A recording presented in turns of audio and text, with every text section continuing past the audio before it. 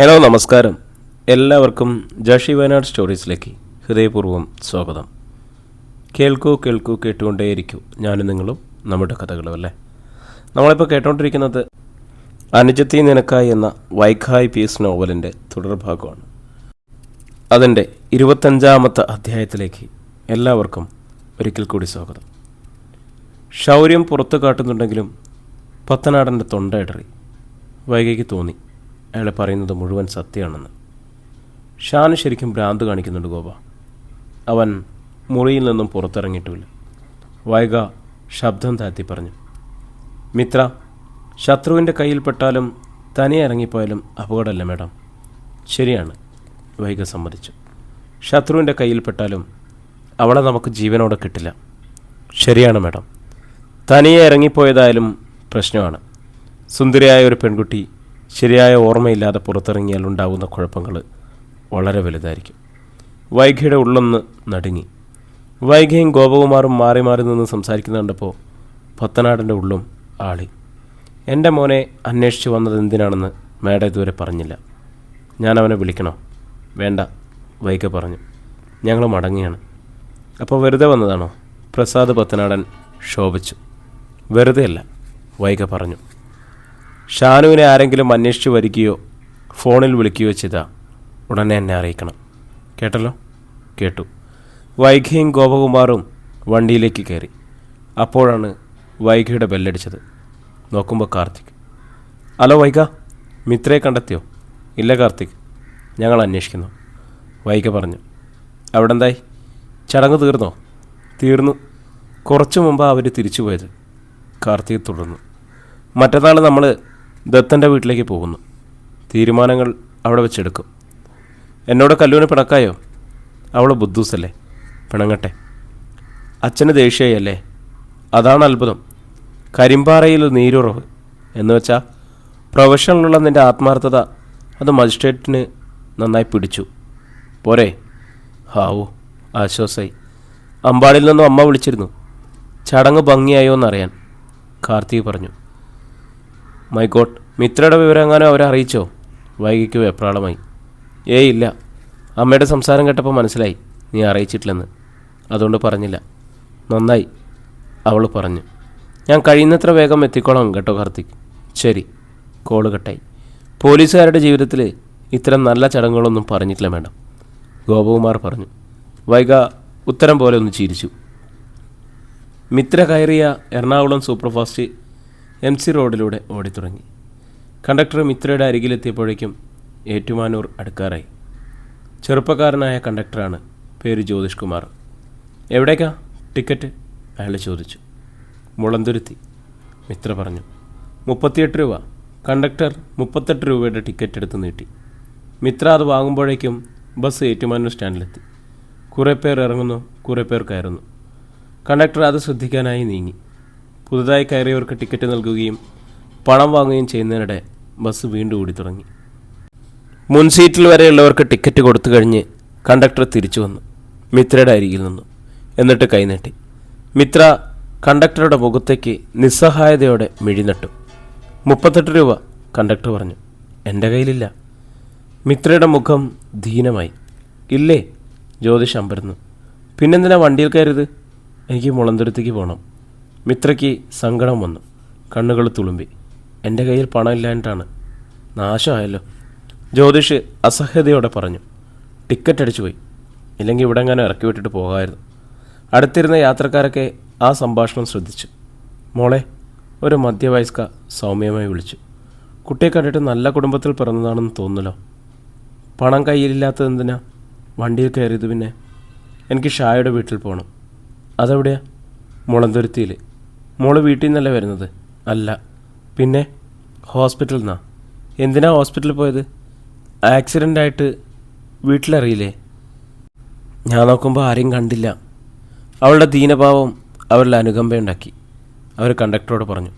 പാവം കൊച്ചാ സാറേ, ഹോസ്പിറ്റലിൽ നിന്ന് വരുന്നതുകൊണ്ടാണ് കയ്യിൽ പണമില്ലാത്തത്. എന്ന് വെച്ചാൽ ഞാനെന്ത് ചെയ്യണം? എൻ്റെ ശമ്പളത്തിൽ നിന്ന് 38 രൂപ കളയണോ? അയാൾ ശോഭിച്ചു. വേണ്ട, ആ പണം ഞാൻ തരാം. യാത്രക്കാരിൽ ചിലർ എതിർത്തും അനുകൂലിച്ചും പറഞ്ഞെങ്കിലും ആ സ്ത്രീ പേഴ്സ് തുറന്ന് രൂപ എടുത്ത് കണ്ടക്ടർക്ക് നൽകി. അയാളെ പിൻവലിഞ്ഞു. മിത്ര ആ സ്ത്രീക്ക് നേരെ കൈകൂപ്പി. നന്ദിയുണ്ട്, അവൾ പറഞ്ഞു. നന്ദിയൊന്നും പറയേണ്ട മോളെ, ഈ പ്രായത്തിലുള്ളൊരു മോള് എനിക്കുണ്ട്, അതുകൊണ്ടാണ് ഞാൻ പണം കൊടുത്തത്. മിത്ര വിഷമം മറച്ചു ചിരിച്ചു. എന്താ മോളുടെ പേര്? മിത്ര, അവൾ പറഞ്ഞു. മിത്ര. ആ പേര് കേട്ടതും മുൻസീറ്റിലിരുന്ന ചെറുപ്പക്കാരൻ മുഖം തിരിച്ച് അവളിൽ നിന്ന് നോക്കി. അവൻ്റെ നെറ്റിയിൽ അമ്പരപ്പിൻ്റെ ചുളിവുകൾ. അവൻ വേഗം പോക്കറ്റിൽ നിന്നും മൊബൈലെടുത്തി. Hello, റഫീഖാണ് sir. സീറ്റിനടിയിൽ കുനിഞ്ഞിരുന്ന് ശബ്ദം താഴ്ത്തി അവൻ ഫോണിലൂടെ പറഞ്ഞു. എന്താടാ? അപ്പുറത്തു നിന്നും ദാഷ്ട്യം നിറഞ്ഞ ചോദ്യം. മുമ്പൊരു രാത്രി അമ്പാടി വീട്ടിൽ കയറുകയും വൈകിയുടെ വെടിയേറ്റ് ഡോക്ടർ രശ്മിയുടെ മുമ്പിൽ ചികിത്സയ്ക്കെത്തുകയും ചെയ്ത സാമുവലായിരുന്നു അപ്പുറത്ത്. അന്നൊരിക്കൽ റോസ് ജോയ്ക്കൊപ്പം വന്ന പെണ്ണിൻ്റെ പേര് മിത്ര എന്നല്ലേ സാർ? റഫീഖ് ചോദിച്ചു. അതെ, സോമു പറഞ്ഞു. അവളെ കൊന്ന് ശവത്തിൽ മണൽച്ചാക്ക് വെച്ച് കെട്ടി കായൽ താഴ്ത്തിയെന്നല്ലേ റെക്സ് പറഞ്ഞത്? ഛേ, എന്തിനാടാ നീ ഇതൊക്കെ ഇപ്പോൾ വിളിച്ചു പോകുന്നത്? സോമുവിന് അരിശം വന്നു. അവൻ പറഞ്ഞത് പച്ചക്കള്ളാണ് സാറേ. അവരവളെ കൊന്നിട്ടില്ല. ആര് പറഞ്ഞടാ നിന്നോട്? ഞാൻ അവളെ കണ്ടു, ജീവനോടെ.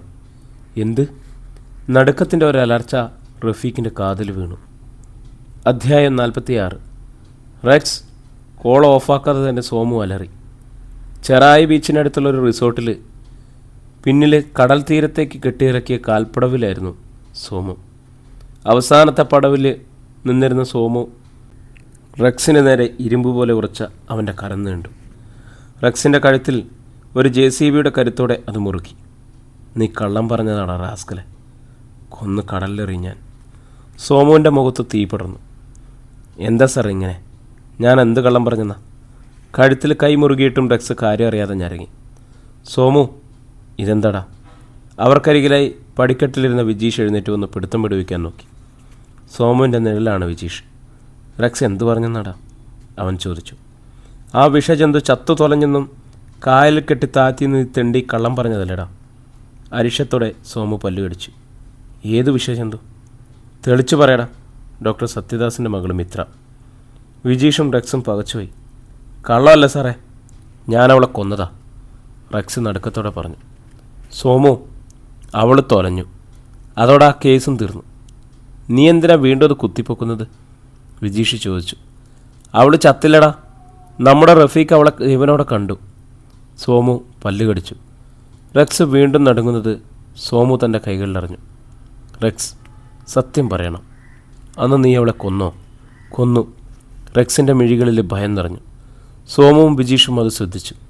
ഇവൻ സത്യം പറയുമെന്ന് നോക്കട്ടെ. സോമു റെക്സിനെ ബലമായി പിടിച്ച് കായലിലേക്ക് ഇറക്കി.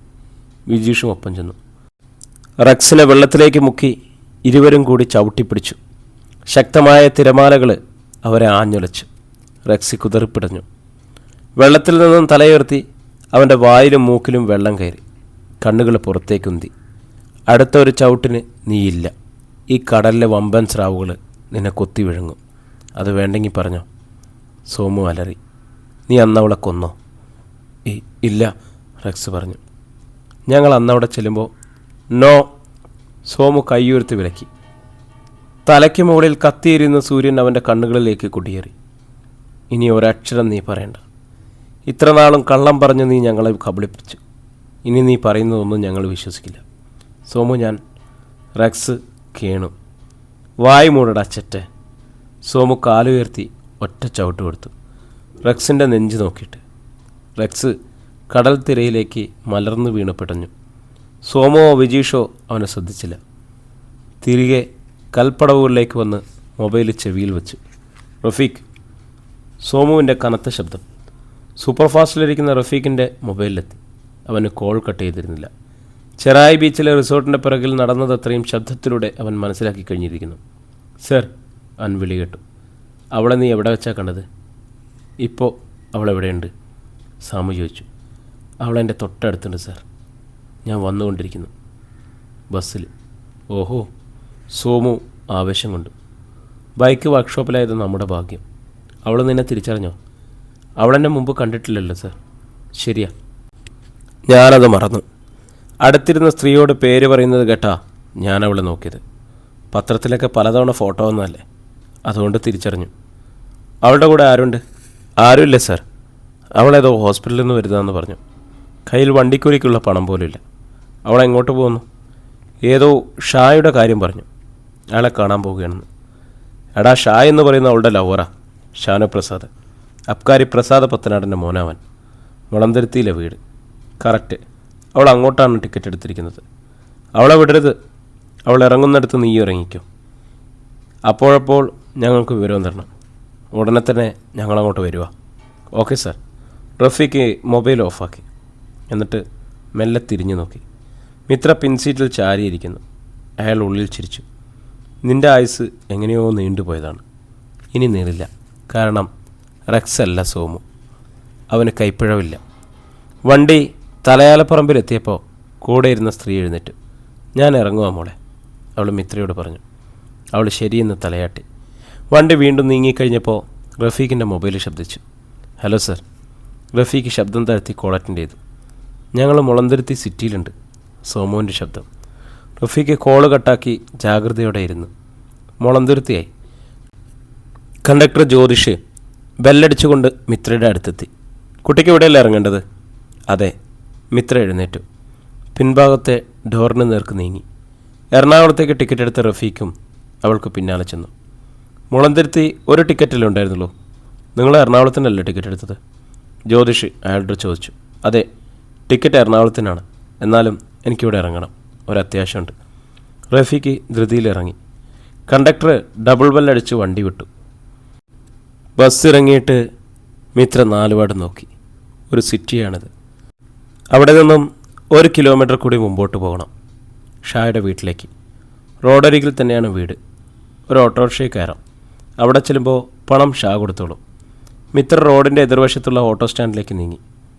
മിത്ര നിൽക്ക്. പിന്നിൽ നിന്നും ഒരു വിളി. അവൾ നിന്നു. റഫീഖ് അടുത്തേക്ക് ചെന്നു. എന്താ? മിത്ര ചോദിച്ചു. ഷാനുവിനെ കാണാൻ വന്നതാണല്ലേ? റഫീഖ് സൗഹൃദത്തോടെ ചോദിച്ചു. നിങ്ങളാരാ? മിത്ര ചോദ്യം തിരിച്ചു. ഞാൻ ഷാനുവിൻ്റെ ഫ്രണ്ടാ, രഞ്ജിത്ത്. മിത്രയുടെ മുഖം ചുളിഞ്ഞു. എനിക്കറിയില്ല, അവൾ പറഞ്ഞു. മിത്ര വരൂ, ഞാൻ ഷാനുവിൻ്റെ അടുത്തേക്കാ. അവിടെ കൊണ്ടുവന്നിടാം. റഫീഖ് വീണ്ടും പറഞ്ഞു. വേണ്ട, ഞാൻ തനിയെ പോയിക്കോളാം. മിത്ര എതിർവശത്തേക്ക് നീങ്ങി. എടാ, അവളെ വിടരുത്. പെട്ടെന്ന് റഫീഖിൻ്റെ പിന്നിൽ ഒരു വെള്ള സ്കോർപ്പിയോ വന്നു നിന്നു. അതിൽ നിന്നും സോമു ചാടി ഇറങ്ങി. കൂടെ വിജീഷ് ഉണ്ടായിരുന്നു. അവരെ കണ്ടതോടെ റഫീഖിന് നിൽക്കാൻ ധൈര്യമായി. നിന്നോടല്ലടി പറഞ്ഞത്. അവൻ മിത്രയെ പിടിച്ചു നിർത്തി. വിടടാ. മിത്രയുടെ മുഖത്ത് രോഷം നിറഞ്ഞു. അവൾ അവൻ്റെ കൈ തട്ടിമാറ്റിയിട്ട് വണ്ടി വരുന്നത് പോലും കണക്കാകാതെ എതിർവശത്തേക്കൊരു കുതിപ്പ്. പാഞ്ഞു വന്ന ഒരു ലോറി ബ്രേക്കിട്ട് അലർച്ചയോടെ നിന്നു. ചാകാൻ നടക്കണോ കൊച്ചെ? ലോറി ഡ്രൈവർ പുറത്തേക്ക് തലയിട്ട് രോക്ഷം കൊണ്ടു. മിത്ര അത് ശ്രദ്ധിച്ചതേയില്ല. ആദ്യം കണ്ട ഓട്ടോക്കാരൻ്റെ അടുത്ത് നിന്ന് അവൾ പറഞ്ഞു. എനിക്ക് ഷായുടെ വീട് വരെ പോകണം. ഷായോ? ഓട്ടോ ഡ്രൈവർ മനോജ് നെറ്റി ചൊലിച്ചു. ഷാനു പ്രസാദ്. മിത്ര തിരുത്തി. ഓ, അബ്കാരി പത്തനാടൻ്റെ മകനല്ലേ? മനോജ് ചോദിച്ചു. അതെ. ആരൊക്കെയാ കുട്ടിയുടെ കൂടെ വന്നവർ? എതിർവശത്തെ സ്കോർപ്പിയോക്കരികിൽ മിത്രയെ തന്നെ തുറച്ചു നോക്കി നിൽക്കുന്ന ചെറുപ്പക്കാരെ നോക്കി അവൻ വിരൽ ചൂണ്ടി. എനിക്കറിയില്ല, മിത്ര കൈമലർത്തി. ഞാൻ വന്ന വണ്ടിയിലുണ്ടായിരുന്ന ഒരുത്തനാ. ഇവിടെ വന്നപ്പോൾ അവൻ എന്നെ തടയാൻ നോക്കി. അവൻ്റെ കൂടെ ചെല്ലാൻ പറഞ്ഞു. അലമ്പ് കേസാണല്ലോ. മനോജ് അടുത്തു നിന്ന ഓട്ടോ ഡ്രൈവർമാരോട് കൂടി വിളിച്ച് കാര്യം പറഞ്ഞു. അവന്മാരുടെ ലക്ഷ്യം വേറെയാ. ഈ പെൺകൊച്ചിനെ റാഞ്ചാൻ തക്ക നോക്കുക. അങ്ങനെ നമ്മുടെ നാട്ടിൽ വന്ന റാഞ്ചാൻ പറ്റി ഇനിയൊരു പരുന്തും ചിറകം വിളിച്ച് വരണം. അതൊന്ന് കാണിച്ചു കൊടുത്തിട്ടേ ഉള്ളൂ. ഓട്ടോ ഡ്രൈവർമാർ കൂടി നിൽക്കുന്നതും തങ്ങളുടെ നേർക്ക് തിരിയുന്നതും സോമു ശ്രദ്ധിച്ചു. റഫീഖോ, കയറിക്കോ. സോമു വണ്ടി സ്റ്റാർട്ടാക്കി ഡോർ തുറന്ന് റഫീഖ് അതിലേക്ക് കുതിച്ചു കയറി. വണ്ടി പാഞ്ഞുപോയി. ഊഹിച്ച പാർട്ടീസ് തന്നെ, പക്ഷേ രക്ഷപ്പെട്ടു കളഞ്ഞു. ഈ കൊച്ചിനെ നമ്മുടെ പത്തനാടൻ സാറിൻ്റെ വീട്ടിലാണ് പോകേണ്ടത്. അവന്മാരെ പിന്നാലെ വന്നാലോ? എൻ്റെ കൂടെ ഒരാളൂടെ പോരെ, മനോജ് പറഞ്ഞു. ഞാൻ വരാം. അടുത്ത് കിടന്ന ഓട്ടോയുടെ ഡ്രൈവർ രമണൻ പറഞ്ഞു. മനോജിൻ്റെ ഓട്ടോയിലാണ് രമണനും കയറിയത്. വണ്ടി നീങ്ങി. ഷാനുവിനെ കൊച്ചിനെങ്ങനെയാണ് പരിചയം? രമണൻ ചോദിച്ചു. ഞങ്ങൾ ഒരുമിച്ച് പഠിച്ചതാ, ഫ്രണ്ട്സാ, മിത്ര പറഞ്ഞു. ഒരുമിച്ച് പഠിച്ച ഫ്രണ്ട്സിനെ തപ്പി പെൺപിള്ളേരിങ്ങനെ അലഞ്ഞു നടക്കുമ്പോഴാണ് കഴുകന്മാർ കൊത്തിപ്പറിക്കുന്നത്. മിത്ര ദീനമായി നോക്കി. ഓട്ടോറിക്ഷ പ്രസാദ് പത്തനാടൻ്റെ കൊട്ടാരം പോലുള്ള വീടിന് മുമ്പിൽ നിന്നു. കൊത്തുപണികൾ ചെയ്ത ഗോപുരവാതിൽ അടഞ്ഞു കിടക്കുന്നു. ഇതാണ് ഷാനുവിൻ്റെ വീട്. രമണൻ ഇറങ്ങി. മിത്രയും ഇറങ്ങി. 15 രൂപ, മനോജ് പറഞ്ഞു. രൂപ മിത്രം ഇടയിറക്കി. രൂപ ഞാൻ ഷാനുവിനോട് വാങ്ങിത്തരാം. അപ്പോൾ കാശ് കയ്യിലില്ലാതെയാണോ ഓടി വന്ന് വണ്ടിയിലോട്ട് കയറിയത്? മനോജിന് അരിശം വന്നു. ഞാനിപ്പോൾ പണം കൊണ്ടുവരാം. മിത്ര വേഗം വിക്കറ്റ് ഗേറ്റിൻ്റെ അടഞ്ഞ പാളി തുറന്ന് അകത്തേക്ക് കയറി. നാശം, 15 രൂപയ്ക്ക് വേണ്ടി ഇവിടെ എത്ര നേരം കാത്തു കെട്ടി കിടക്കണം? മനോജ് പിറുകുറുത്തു. അകലെ റോഡരികിൽ കഴുകൻ്റെ ചെറുക്കമായി ഒരു വെളുത്ത സ്കോർപ്പിയോ നിന്നു. അവൾക്ക് കാവൽ നിൽക്കാൻ തോന്നുന്നു, റഫീക്ക് പറഞ്ഞു. നെവർ മൈൻഡ്, അവളെ ജീവനോടെ ഉണ്ടെന്ന് കണ്ടല്ലോ. ഇനി അവളെ പൊക്കുന്ന കാര്യം ഞാൻ ഏറ്റു, സോമു ഉറച്ച സ്വരത്തിൽ പറഞ്ഞു.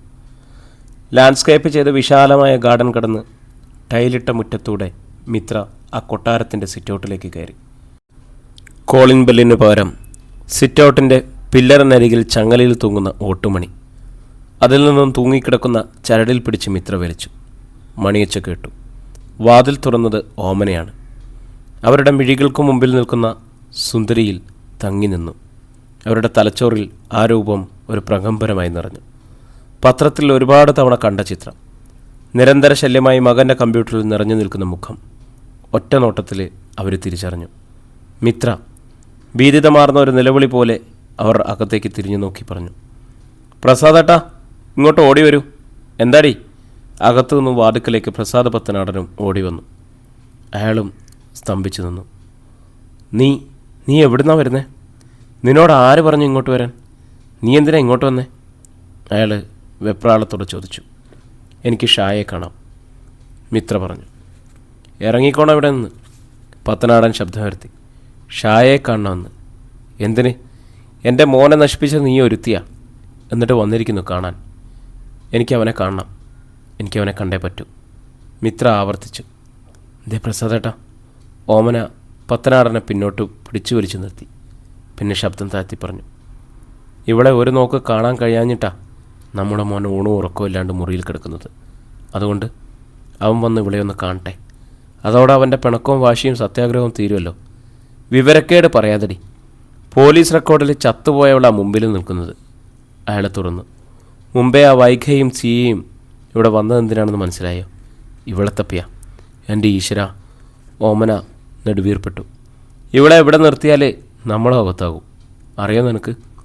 എൻ്റെ ദൈവങ്ങളെ. ഓമന നെഞ്ചിൽ കൈവച്ചു. കൊച്ചെ വേഗം സ്ഥലം വിട്ടോ. പത്തനാടൻ വാതുക്കലേക്ക് വന്ന് ശബ്ദമുയർത്തി പറഞ്ഞു. അവനിവിടെ ഇല്ലെന്ന് പറഞ്ഞില്ലേ? പത്തനാടന് അരിശം വന്നു. ഷാ ഇവിടെ ഇല്ലേ? മിത്ര എടുത്തു ചോദിച്ചു. ഇല്ലെന്ന് പറഞ്ഞത് മലയാളത്തിലല്ലേടി? മിത്രയുടെ മുഖം ചുവന്നു. അവൾ മുറ്റത്തേക്ക് തിരിച്ചിറങ്ങി. മുകളിലെ നിലയിലേക്ക് നോക്കി ഷാ അവൾ ഉറക്കെ വിളിച്ചു. നീ എവിടെയാടാ? മിത്രയെ വിളിക്കുന്നേ, എനിക്ക് നിന്നെ കാണണം, ഇറങ്ങി വാടാ. ഒട്ടും മടിക്കാതെ അവൾ ഉറക്കെ പറഞ്ഞു. മുകളിലെ നിലയിൽ കമ്പ്യൂട്ടറിൻ്റെ മുമ്പിൽ വാൾപേപ്പറിൽ മിത്രയുടെ മുഖം കണ്ടുകൊണ്ടിരിക്കുകയായിരുന്നു. ഷാനുവിൻ്റെ ചെവികളിൽ ആ ശബ്ദം മുഴങ്ങി. ഞാൻ മിത്രയാടാ. ഒരു ത്രസിപ്പ്, ഒരു കുതിപ്പ്. ഷാനു തൻ്റെ മുറിയിലൂടെ മുൻവശത്തേക്ക് പാഞ്ഞു വന്നു. കട്ടം മാറ്റി ജനൽപ്പാളികൾ തുറന്ന് താഴെ മുറ്റത്തേക്ക് നോക്കി. പത്തനാടനപ്പോൾ മിത്രയെ പിടിച്ച് പുറത്തേക്ക് തള്ളുകയായിരുന്നു. ഇറങ്ങിപ്പോടി, അയാൾ അലറി. മീതു. നെഞ്ചു പൊട്ടുന്ന സങ്കടത്തിൽ ജനാലക്കിൽ നിന്ന ഷാനു ഉറക്കെ വിളിച്ചു. കരിങ്കൽപ്പാളിയിൽ തട്ടിയതുപോലെ മിത്ര നിന്നു. അധ്യായം 47. മുകളിൽ ജനാലക്കരിയിൽ നിന്നും വേദനയോടെ നോക്കി ഷാനു. പ്രസാദ് പത്തനാടൻ മകനെ കണ്ട് സ്തംഭിച്ചു നിന്നു. മുകൾ നിലയിൽ അടച്ചിട്ട മുറിയിലായിരുന്നു അവൻ. അവനറിയാതെ മിത്രയെ തുരത്തി ഓടിക്കുകയായിരുന്നു ലക്ഷ്യം. പക്ഷേ എല്ലാ കണക്കുകൂട്ടലുകളും തെറ്റി. മകൻ അവളെ കണ്ടു കഴിഞ്ഞിരിക്കുന്നു. ഓമനെ. പത്തനാടനോട് സിറ്റൗട്ടിലേക്ക് കയറി. എടി, മോനിപ്പോൾ താഴേക്ക് വരും. നീ ആ കീയെടുത്ത് വേഗം വാതിൽ പൂട്ട്, ബാക്കി ഞാനേറ്റു. പറഞ്ഞ നിമിഷം തന്നെ ഓമന വാതിൽ പൂട്ടിക്കഴിഞ്ഞു. പത്തനാടൻ താക്കോൽ കയ്യിൽ വെച്ചു. അപ്പോഴേക്കും ഷാനു മുകളിൽ നിന്നും സ്റ്റെയർ കേസ് ഇറങ്ങി പാഞ്ഞു വന്നു. അമ്മേ, വാതിൽ തുറക്ക്, ഷാനു വിളിച്ചു പറഞ്ഞു. താക്കോൽ നിൻ്റെ അച്ഛൻ്റെ കയ്യിലാ മോനെ, ഓമന ഒന്നും അറിയാത്ത ഭാവത്തിൽ പറഞ്ഞു. അച്ഛാ, വാതിൽ തുറക്ക്, എനിക്ക് മീത്തുവിനോട് സംസാരിക്കാനുണ്ട്. ഷാനു മുൻവശത്തെ ജനാൽക്ക് വന്നുനിന്ന് ഉറക്കെ വിളിച്ചു. പക്ഷെ പത്തനാടൻ അവൻ്റെ ശബ്ദമോ സങ്കടമോ കേട്ടതായി ഭാവിച്ചില്ല. അയാൾ വീണ്ടും മിത്രയെ സമീപിച്ചു. നിന്നോട് പോകാൻ പറഞ്ഞില്ലടി. അയാൾ രോക്ഷം കൊണ്ടു. പ്ലീസ്, എനിക്ക് ഷായോട് സംസാരിക്കാൻ ഒരു നിമിഷം തരണം, ഒരേ ഒരു നിമിഷം. മിത്ര കേണു, കൈകൂപ്പി നിന്നു. അവളുടെ മിഴികളും നിറഞ്ഞു. എന്നാ സംസാരിക്കാനാടി? പത്തനാടൻ കലികൊണ്ടു. നിന്റെ വയറ്റിൽ കിടക്കുന്ന ആ സന്തതിയെ കൊണ്ട് എൻ്റെ മോനെ അച്ചാന്ന് വിളിക്കാനാണോ? ആണോടി? നെഞ്ചിൽ ചുറ്റികയ്ക്ക് അടികിട്ടിയതുപോലെ തകർന്നുപോയി മിത്ര. വയറ്റിൽ കിടക്കുന്ന സന്തതി. പെട്ടെന്ന് ആ ഓർമ്മ അവളെ 100,000 കഷ്ണങ്ങളായി പിച്ചിക്കേറി തൻ്റെ വയറ്റിൽ, അടിവയറ്റിൽ അവൾ അള്ളിപ്പിടിച്ചു. എന്തോ കാര്യമായ പ്രശ്നമുണ്ടെന്ന് കരുതിയ മനോജും രമണ്ണും വഴിയിൽ നിന്നും അവിടേക്ക് വന്നു. എന്താ സാറേ പ്രശ്നം? ഈ പെൺകൊച്ച് സാറിൻ്റെ മകനെ അന്വേഷിച്ചു വന്നാണ്. നിങ്ങളെന്തിനാ അവളുടെ നേരെ ബഹളം വെക്കുന്നത്? മനോജ് ചോദിച്ചു. നിങ്ങളാരാ? പത്തനാടൻ്റെ മുഖം ചുവന്നു. ഞങ്ങളുടെ ഈ ഓട്ടോറിക്ഷയിലെ ഈ കൊച്ചിവിടെ വന്നത്. ഓട്ടോക്കൂലി പോലും തന്നിട്ടില്ല, രമണൻ പറഞ്ഞു. എന്നാലേ ഇതിനെവിടുന്നാ കിട്ടിയെന്ന് വെച്ചാൽ അവിടെ തന്നെ കൊണ്ടുപോയി വിടുന്നതാണ് നിങ്ങൾക്ക് നല്ലത്, പത്തനാടൻ പരിഹാസത്തോടെ പറഞ്ഞു. കാണാതെ പോയെന്നും കൊല്ലപ്പെട്ടു എന്നൊക്കെ വിവിധ തരത്തിൽ കേസുള്ള സൂപ്പർ താരമാണ്. പോരെങ്കിൽ അവിഹിത ഗർഭവും പോരെ. മനോജും രമണനും പിന്നെ ഒറ്റ സെക്കൻഡ് പോലും അവിടെ നിന്നില്ല. ഓട്ടോക്കൂലി പോലും വേണ്ടെന്ന് വെച്ച് രക്ഷപ്പെട്ടു. കണ്ടോ? പത്തനാടൻ മിത്രയ്ക്ക് നേരെ തിരിഞ്ഞു. നിന്നെ കൊണ്ടുവന്നവന്മാർ പോലും സ്ഥലം വിട്ടു. ഇനി നീ എന്തിനാടി നിൽക്കുന്നത്? ഞാൻ പോകുക, മിത്ര കണ്ണീരോടെ പറഞ്ഞു. എന്നോട് ക്ഷമിക്കണം. എൻ്റെ വയറ്റിലുള്ള ജീവനെക്കുറിച്ച് ഞാൻ ഓർത്തില്ല. ഷായുടെ തലയിൽ ഞാനത് കെട്ടിവെക്കുന്നുമില്ല. ഞാൻ പോയെന്ന് അവനോട് പറഞ്ഞേക്ക്. എന്നാൽ പിന്നെ വേഗം പോയട്ടെ, എനിക്ക് ഗേറ്റ് പൂട്ടണം, ഒട്ടും അലിയാതെ അയാൾ പറഞ്ഞു. മിത്ര വിക്കറ്റ് ഗേറ്റിലൂടെ പുറത്തു കിടന്നു. അതേ നിമിഷം പത്തനാടൻ അതിൻ്റെ വാതിലടച്ച് താഴ്ത്തു പൂട്ടി. ഷാനു വീട്ടിനുള്ളിൽ അത് കണ്ടു നിന്നു. ടൈലിട്ട തറയിലേക്ക് അവൻ തളർന്നിരുന്നു. അമ്മയെയും അച്ഛനെയും തട്ടിമാറ്റിയിട്ട് ഇറങ്ങി ഓടണമെന്നും മിത്രയെ വാരിപ്പിടിച്ച് നെഞ്ചോട് ചേർത്ത് ആശ്വസിപ്പിക്കണമെന്നും അവൻ ഒരുപാട് ആഗ്രഹിച്ചു. പക്ഷെ കഴിഞ്ഞില്ല. പത്തനാടൻ്റെ ഗേറ്റിന് മുന്നിൽ നിന്നും ഓട്ടോറിക്ഷ പാഞ്ഞു പോകുന്നതും അതിന് പിന്നാലെ മിത്ര ഒറ്റയ്ക്ക് വഴിയിലേക്ക് ഇറങ്ങുന്നതും ദൂരെ സ്കോർപ്പിയോയിലിരുന്നു കൊണ്ട് സോമു കണ്ടു. എടാ അവൾ, സോമു വിജീഷിനോട് പറഞ്ഞു. അവൾ ഒറ്റയ്ക്കാടാ, വിജീഷ് പ്രതിവചിച്ചു. ഇതാണ് അവസരം. നേരെ ചെല്ലുക, ഒരു കുഞ്ഞു പോലും അറിയില്ല, മേലെ കയറ്റിവിടുക, തീർന്നു എല്ലാ കേസും. ശരിയാണ് സാർ, ഒരു റോഡ് ആക്സിഡൻറ്റ്, ആരുടെയോ വണ്ടി തള്ളിയെന്ന് എഴുതിത്തള്ളാവുന്ന കേസ്. അതോടെ നമുക്ക് സമാധാനമാവും, റഫീഖ് പറഞ്ഞു. സോമു മറുപടി പറഞ്ഞില്ല. പകരം അവൻ വണ്ടി സ്റ്റാർട്ട് ചെയ്തു കഴിഞ്ഞു. പത്തനാടൻ്റെ വീട്ടിലെ ഗോപുര ഗേറ്റിന് മുമ്പിൽ മിത്ര അനാഥയെപ്പോലെ നിൽക്കുന്നു. അവളുടെ നേർക്ക് ആ വെള്ള സ്കോർപ്പിയോ പാഞ്ഞു. പക്ഷേ പെട്ടെന്ന് സ്കോർപ്പിയയെ ഓവർടേക്ക് ചെയ്ത് ഒരു ചുവന്ന ഐക്കൺ പാഞ്ഞു വന്നു. സ്കോർപ്പിയ അടുത്തെത്തും മുമ്പേ ഐക്കൺ മിത്രയെ കടന്നുപോയി. പക്ഷേ അല്പം മുന്നോട്ട് നീങ്ങിയിട്ട് അതേ റിവേഴ്സ് ഗിയറിൽ വന്ന് മിത്രയുടെ അരികിൽ നിന്നു. സോമുവിന് സ്കോർപ്പിയോ ഐക്കണിൻ്റെ പിന്നിൽ നിർത്തേണ്ടി വന്നു. ഐക്കണിൽ നിന്നിറങ്ങിയത് സാജനായിരുന്നു. അത്ഭുതത്തോടെ അവൻ മിത്രയുടെ മുഖത്തേക്ക് നോക്കി. നീ മിത്രയല്ലേ? വല്ലാത്ത പകപ്പോടെ അവൻ ചോദിച്ചു. സാജേട്ടാ. മിത്ര സാജനെ തിരിച്ചറിഞ്ഞു. അവനെ പെട്ടെന്ന് കണ്ടപ്പോൾ അവൾ വിങ്ങിപ്പൊട്ടിപ്പോയി. സോമു ശക്തമായൊരു നടുക്കത്തിൽ സ്കോർപ്പിയോ വെട്ടിച്ച് അതിവേഗത്തിൽ പാഞ്ഞുപോയി. എന്താ സാർ, എന്തു പറ്റി? നമ്മളെന്താ പോകുന്നത്? റഫീഖ് ചോദിച്ചു. ആ ഐക്കണിൽ നിന്നിറങ്ങിയത് സാജനാണ്. കൊച്ചിയിൽ സ്പെയർ പാർട്സ് കട നടത്തുന്നതാണ് അവൻ. അവനെന്നെ അറിയാം. മിത്ര അവൻ്റെ കസിനാണ്. അവൻ്റെ മുമ്പിൽ വെച്ച് മിത്രയെ തൊട്ടാൽ ഞാൻ കുടുങ്ങും. ഞാൻ മാത്രമല്ല, എല്ലാവരും. കൈക്കുള്ളിൽ വന്നിട്ട് അവൾ പിന്നെയും പോയല്ലോ. വിജീഷ് നിരാശയും മരിഷവും കൊണ്ട് കൈകൾ കൂട്ടിത്തിരുമ്മി. സ്കോർപ്പിയോ മിന്നൽ പോലെ പാഞ്ഞപ്പോൾ അതിലേക്കൊന്ന് ശ്രദ്ധിച്ചിട്ട് സാജൻ വീണ്ടും മിത്രയുടെ നേരെ തിരിഞ്ഞു. നടുക്കുന്ന എന്തോ കഴിഞ്ഞ കാലം സ്വപ്നം കാണുന്നത് പോലെ അവൻ നിന്നു. നീ ജീവിച്ചിരിക്കുന്നു അല്ല മിത്ര? അവൻ മെല്ലെ ചോദിച്ചു. സാജേട്ടൻ എന്താ അങ്ങനെ ചോദിച്ചത്? മിത്ര അമ്പരന്നു. നിന്നെ കാണാതെ പോയെന്നും നീ കൊല ചെയ്യപ്പെട്ടു എന്നൊക്കെ പറഞ്ഞ് ഇപ്പോഴും കേസ് നടക്കുകയാണ്. എന്നെ കാണാതെ പോയെന്നോ? കൊന്നെന്നോ? എനിക്കൊന്നും മനസ്സിലാവുന്നില്ല സാജേട്ടാ, മിത്ര നടുക്കത്തോടെ പറഞ്ഞു. എന്താ സാജേട്ടാ സത്യത്തിലുണ്ടായത്? അതിരിക്കട്ടെ. സാജൻ്റെ കണ്ണുകളിൽ സംശയം നിറഞ്ഞു. നീ എങ്ങനെ ഇവിടെ വന്നു? ആരുടെ കൂടെ വന്നു? ഞാൻ തനിയെ വന്നതാണ്. തനിയെ വന്നോ? സാജൻ്റെ മുഖം ചുളിഞ്ഞു. നീ ഇത്രയും നാൾ ആരുടെ കൂടെയായിരുന്നു? സാജേട്ടൻ എന്താ ഇങ്ങനെയൊക്കെ ചോദിക്കുന്നത്? മിത്രയുടെ കണ്ണുകൾ കുറുകി. ഞാൻ ആരുടെ കൂടെ പോകാനാണ്? കോളേജ് ഹോസ്റ്റലിലായിരുന്നു. സാജനും തോന്നി അവളെ തന്നോട് കള്ളം പറയുകയാണെന്ന്. ശരി, നീ ഇവിടെ വന്നത് എന്തിനാ? അത് അബ്കാരി പ്രസാദ് പത്തനാടൻ്റെ വീടല്ലേ? അതെ. അയാളുടെ മകൻ്റെ കൂടെയായിരുന്നു നീ ഇതുവരെ? ഇങ്ങനൊന്നും പറയല്ല സാജേട്ടാ. പിന്നെ എങ്ങനെ പറയണം? നീ നിൻ്റെ തോന്നിയാസം ചെയ്ത്. പക്ഷേ അമ്പാടിയിലുള്ളവർ എങ്ങനെയെല്ലാം വിഷമിച്ചെന്ന് നീ അറിഞ്ഞോ? അമ്പാടി. പെട്ടെന്ന് മിത്രയുടെ തലച്ചോറിനുള്ളിൽ ആ പേര് പ്രകമ്പനമായി നിറഞ്ഞു. അച്ഛൻ, അമ്മ, ഇച്ചേച്ചി, ദയ, അച്ചമ്മ എല്ലാവരും അവിടെയുണ്ട്. എല്ലാവരെയും കാണണം. ആ ചിന്ത അവളിൽ ആവേശമായി തെളിഞ്ഞു. സാജേട്ടനിപ്പോൾ എങ്ങോട്ട് പോവുക? കോട്ടയം മെഡിക്കൽ കോളേജിലേക്ക്. സാജൻ സത്യം തന്നെ തുറന്നു പറഞ്ഞു. രശ്മിയെ ഒരിക്കൽ കൂടി കാണണം. തൻ്റെ വിവാഹം അഭ്യർത്ഥനയ്ക്ക് ഇതുവരെ ഒരു മറുപടി കിട്ടിയിട്ടില്ല. യെസ് ആണോ നോ ആണോ എന്നറിയണം. അതിൻ്റെ ഹൃദയവേദനയിലായിരുന്നു സാജൻ. ഞാനും വരട്ടെ സാജേട്ടൻ്റെ കൂടെ? മിത്ര ചോദിച്ചു. എൻ്റെ കൂടെയോ? സാജൻ നടുങ്ങിപ്പോയി. എൻ്റെ കയ്യിൽ ഒറ്റ പൈസയില്ല. അതുകൊണ്ട് ബസ്സിൽ പോലും യാത്ര ചെയ്യാൻ പറ്റില്ല. അതാ മിത്ര പറഞ്ഞു. എന്നെ അമ്പാടിയിലൊന്ന് ഇറക്കിയിട്ട് സാജേട്ടൻ മെഡിക്കൽ കോളേജിലേക്ക് പോയാൽ പോരെ? മിത്ര ദീനമായിട്ട് ചോദിച്ചു. അവൾ ഷാനുവിനെയും പ്രസാദ് പത്തനാടനെയും മറന്നു കഴിഞ്ഞു. മനസ്സിലിപ്പോൾ അമ്പാടിയും അച്ഛനും അമ്മയും മാത്രം. അമ്പാടിയിലേക്ക് താൻ ചെല്ലാനോ? തന്നെ അവിടെ നിന്ന് ഇറക്കി വിട്ടതല്ലേ? സാജൻ ഓർത്തു. പക്ഷെ ആ കഥയൊന്നും ഇവൾ അറിഞ്ഞിട്ടില്ല. ഇവളുടെ പേരിൽ വിവിധ വകുപ്പുകളിൽ കേസുണ്ടിപ്പോൾ. ആ സ്ഥിതിക്ക് ഇവളെയും കൂട്ടി അങ്ങോട്ട് ചെന്നാൽ എല്ലാ കേസും തൻ്റെ തലയിലായെന്ന് വരും. പക്ഷെ കണ്ട സ്ഥിതിക്ക് ഇവിടെ വിട്ടിട്ട് പോകാനും വയ്യ. നീ കയറ്, സാജൻ പറഞ്ഞു. മിത്ര ധൃതിയിൽ ഫ്രണ്ട് ഡോറ് തുറന്ന് കാറിൽ കയറിയിരുന്നു. അവൾ ദീർഘമായി ഒന്ന് നിശ്വസിച്ചു. കൊട്ടാരത്തിനുള്ളിൽ പ്രസാദ പത്തനാടിനപ്പോൾ വൈകിയുടെ ഫോൺ നമ്പറിൽ വിളിക്കുകയായിരുന്നു. അവൾ വേഗം തന്നെ കോൾ അറ്റൻഡ് ചെയ്തു.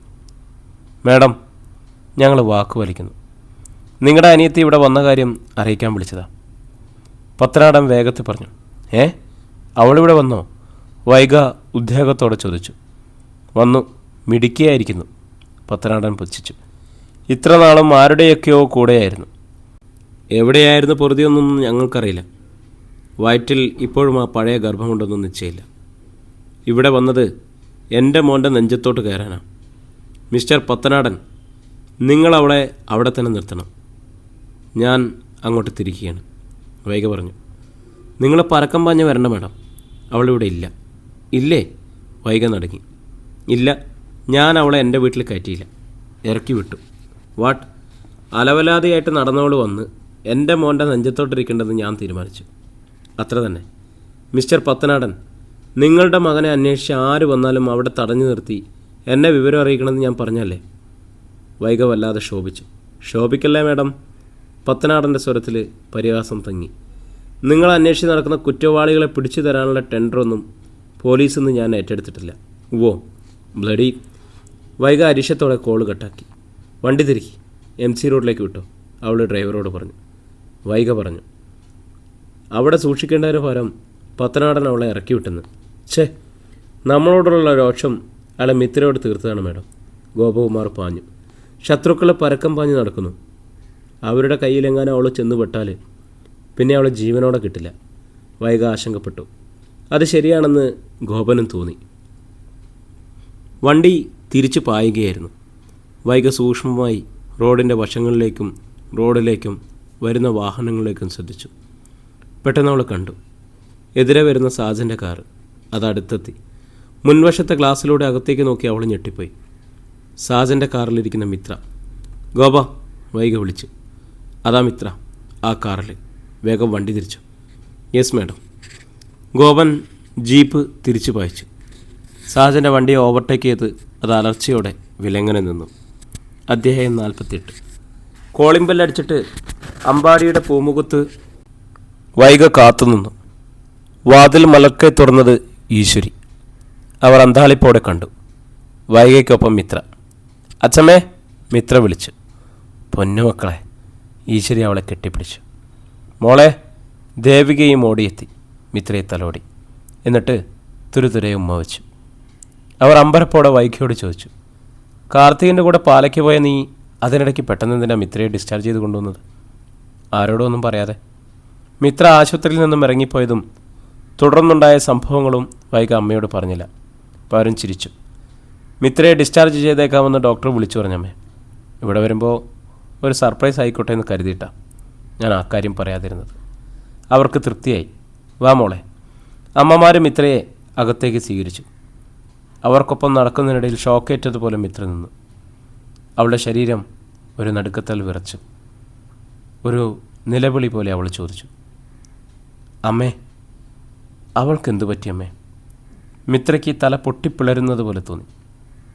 ദയേ, എൻ്റെ ദയക്കുട്ടി, അവൾ ഉറക്കെ കരഞ്ഞു. ഒടുവിലൊരു ഞരക്കമായി നേർത്തു. തളർന്നു കുഴഞ്ഞവൾ താഴേക്ക് വീഴുമ്പോൾ വൈക ഇരു കരങ്ങളാലും അവളെ താങ്ങി. പിന്നെ അടുത്ത റൂമിൽ കൊണ്ടുപോയി കിടത്തി. അവളെ വിളിച്ചുകൊണ്ടെത്തണ്ട അമ്മേ, കൂടുതൽ സ്ട്രെയിൻ താങ്ങാനുള്ള കരുത്തില്ല അവൾക്ക്. അതാ ബോധം കിട്ടത്. ഇനി തനിയെ ഉണരട്ടെ, അമ്മമാരോട് വൈക പറഞ്ഞു. ദേവികയും ഈശ്വരിയും മിത്രയുടെ അരികിലിരുന്നു. വൈക മൊബൈലുമായിട്ട് പുറത്തേക്ക് ഇറങ്ങി. അവൾ SP വിൽസൺ തോമസിനെ വിളിച്ചു. സർ, മിത്ര അമ്പാടിയിലെത്തി. എൻ്റെ കൂടെയുണ്ട്. ഞാൻ അറിഞ്ഞു വൈക, ഗോപൻ പറഞ്ഞു. പക്ഷെ മിത്രയുടെ ജീവന് ഭീഷണി ഉണ്ടാവും സാർ. ഒരു കാര്യം ചെയ്യാം വൈക, SP പറഞ്ഞു. 2 കോൺസ്റ്റബിൾമാരെ ഡ്യൂട്ടിക്കിടാം, 24 മണിക്കൂറും. അവർ തൻ്റെ വീട് വാച്ച് ചെയ്യട്ടെ. Thank you sir. പിന്നെ ഞാൻ അഡ്വക്കേറ്റ് രാജീവ് നമ്പ്യാരെ വിളിച്ചു പറഞ്ഞിട്ടുണ്ട്. മിത്ര വീട്ടിലെത്തിയ സ്ഥിതിക്ക് ഡോക്ടർ സത്യദാസിനെ ഇനി ജയിലിൽ സൂക്ഷിക്കേണ്ട ആവശ്യമില്ലല്ലോ.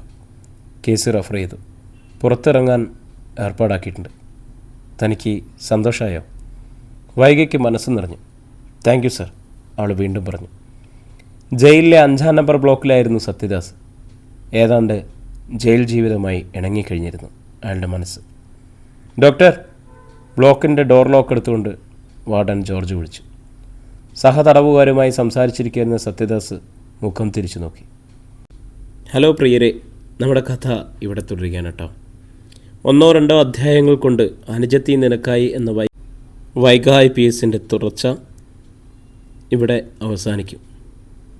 ആകാംക്ഷ നിറഞ്ഞ ഏറ്റവും ഉദ്യോഗഭരിതമായ ക്ലൈമാക്സിലേക്കാണ് നമ്മൾ എൻട്രി ചെയ്യാൻ പോകുന്നത്. എല്ലാവരോടും ആകാംക്ഷയോടെ കേൾക്കുമെന്നുള്ള പ്രതീക്ഷയിലാണ്. നിങ്ങളുടെ ലൈക്കും കമൻറ്റും ഒക്കെ കൃത്യമായിട്ട് രേഖപ്പെടുത്തുക. ഒത്തിരി സന്തോഷത്തോടെ, ഒത്തിരി സ്നേഹത്തോടെ. എല്ലാ കമൻറ്റുകൾക്കും ചില സമയങ്ങളിൽ മറുപടി തരാൻ വേണ്ടി കഴിയുന്നില്ല. ചെറിയ ചെറിയ തിരക്കുകൾ. പിന്നെ നമ്മൾ 3 എപ്പിസോഡുകളാണല്ലോ ഒരു ദിവസം നടന്നു പോകുന്നത്. അപ്പം ഈ നോവൽ തീരുന്നതോട് കൂടിയിട്ട് നമ്മുടെ നോവൽ 2 എണ്ണമായിട്ട് ചുരുങ്ങും.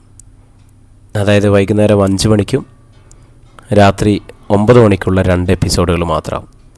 രാവിലെ 11 മണിക്കുള്ള എപ്പിസോഡ് താൽക്കാലികമായിട്ട് കുറച്ച് ദിവസത്തേക്കൊരു ഗ്യാപ്പ് എടുക്കാനാണ് താല്പര്യപ്പെടുന്നത്. അത് ഏതെങ്കിലും ഒരു നോവൽ തീർന്നാലാണ് അങ്ങനെ ചെയ്യുക.